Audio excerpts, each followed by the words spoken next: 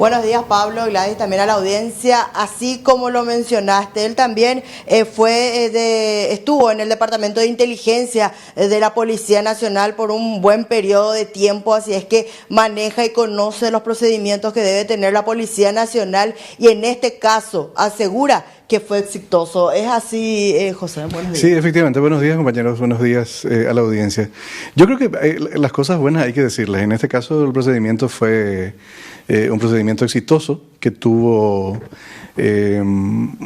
consiguió todo lo que uno espera de una crisis con rehenes, que es básicamente la resolución de la situación, el restablecimiento del orden y la preservación de la vida, que para mí es en primer lugar la preservación de la vida, tanto de la víctima como en este caso de las personas que están a cargo del Estado paraguayo, que son los presidiarios. En este caso se criticó un poquito también de que se tardó mucho, mientras tanto no solamente la zona sino el país estaba en zozobra. ¿La policía podía ser más efectiva, más rápido para negociar con estos tres presos, miembros del PCC, teniendo un rehén ahí?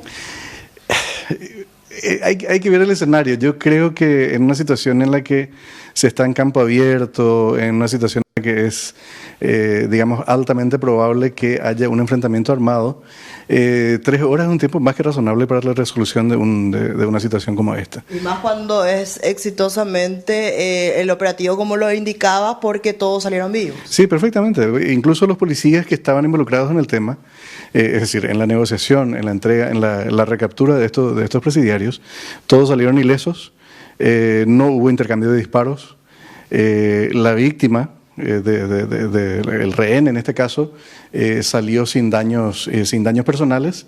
Todos los presidiarios retornaron a donde tendrían que haber estado y de donde no tendrían que haber salido. Entonces es para aplaudir de pie el tema. Ahora no importa que hubiera tomado 6 horas también. En cualquiera de los casos. Hay casos en los que duran días. Hay casos en los que las negociaciones de rehenes duran días. En particular en las tomas de prisiones suelen ser situaciones muy angustiosas que generan una angustia generalizada social entre los parientes de los presidiarios, de los que son rehenes, de los guardiacárceles, de los policías involucrados y en general de la sociedad que están muchas veces durante días esperando la resolución de un conflicto de similares características. ¿La Policía Nacional está capacitada, entrenada para este tipo de casos? Bueno, hay cursos específicos donde la Policía Nacional recibe la formación para el manejo de crisis. En particular yo suelo estar eventualmente como docente invitado a la maestría de Ciencias Policiales, en Ciencias Policiales, y estos módulos sí son efectivamente impartidos en esos casos, y hay situaciones en las que eventualmente han sido traídos instructores extranjeros para la impartición de cursos relacionados en particular con la negociación en caso de toma de rehenes. Ahora vamos a un caso y me quedo con una frase que dijiste recién, José. Esto no tenía que haber sucedido. ¿Por qué está sucediendo? ¿Por qué los narcos hoy en las penitenciarías, especialmente que están en el interior de nuestro país, prácticamente están teniendo el control de las cárceles? Y hablabas en un momento de hechos de corrupción, autoridades corruptas que están dentro de esas cárceles y que le permiten a ellos movilizarse con toda naturalidad. Es por eso. Bueno, primero hay una cuestión metodológica que está fallida, que nunca se encaró en serio.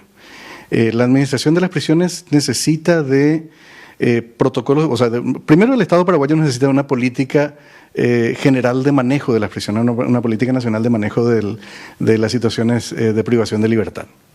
Esto se tiene que traducir en el diagnóstico de la situación de cada una de las prisiones y en la generación de manuales de procedimiento, de protocolos de procedimiento que establezcan una cadena de responsabilidades para cada caso de la administración de las prisiones. Esto hoy no tenemos. Hay un centro de monitoreo que fue inaugurado por el Ministerio de Justicia, lo cual está muy bien, pero no es suficiente. No es suficiente. Pero no es suficiente porque ahí hay hechos de corrupción. Es fácil comprarle a guardias de seguridad, inclusive a directores de penitenciarías. Efectivamente. ¿Qué es lo que ocurre lo que ha venido ocurriendo tradicionalmente en el Paraguay?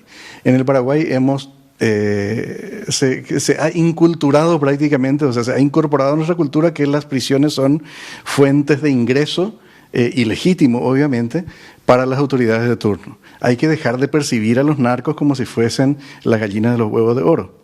¿verdad? Porque detrás de esas gallinas de los huevos de oro hay una potencialidad de violencia mucho mayor y mucho más grave que la que hemos visto ayer, por ejemplo.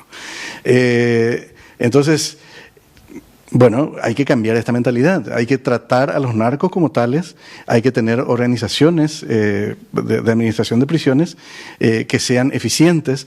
No puede ser que a estas alturas del siglo XXI, por ejemplo, en nuestro país los presidiarios todavía puedan seguir llamando y extorsionando o estafando a personas que están fuera de la prisión. Esto es inadmisible. O sea, la mayoría está armada, la mayoría cuentan también con teléfonos celulares, internet, están totalmente conectados ellos al mundo digital para extorsionar a los que están afuera. Efectivamente, y eso es un reflejo de la corrupción, ¿verdad?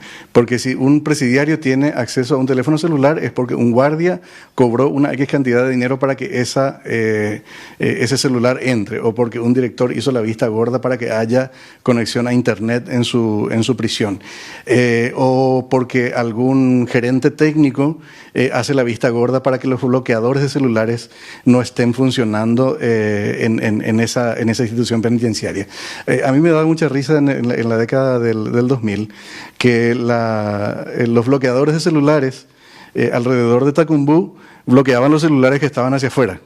Sí. Pero hacia adentro funcionaban perfectamente los celulares desde cualquiera de los pabellones. Esto quiere decir que esos recursos tecnológicos estaban a propósito mal dirigidos para que los presidiarios con dinero suficiente para comprarse teléfonos celulares y comprarse la protección de las autoridades pudieran seguir operando libremente desde dentro de la prisión.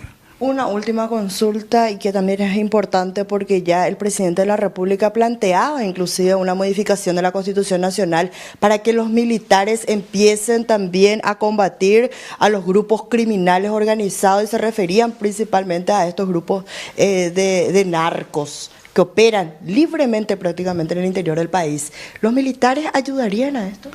Bueno, la experiencia a nivel internacional en el empleo de las fuerzas militares para el combate a organizaciones criminales es una experiencia muy mixta. O sea, ha habido casos puntuales en los que tuvieron éxito y un gran número de eventos en los cuales la situación ha ido incluso empeorando.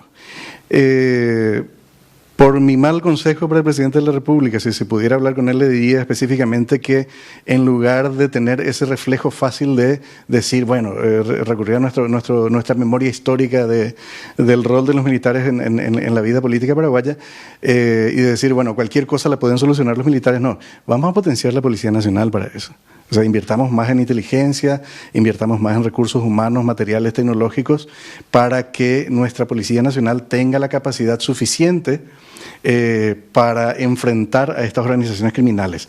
Y sobre todo, tengamos un diálogo sincero con nuestro socio necesario, en este caso, el Brasil, para que las organizaciones que son de origen brasileño, que invierten su dinero en el Brasil, que pagan impuestos en Brasil y que lavan su dinero en Brasil también, y que trafican en Brasil y que tienen su nicho principal y su mayor cantidad de utilidades en el Brasil, para que el combate sea una cuestión encarada como lo que es, un problema de carácter internacional.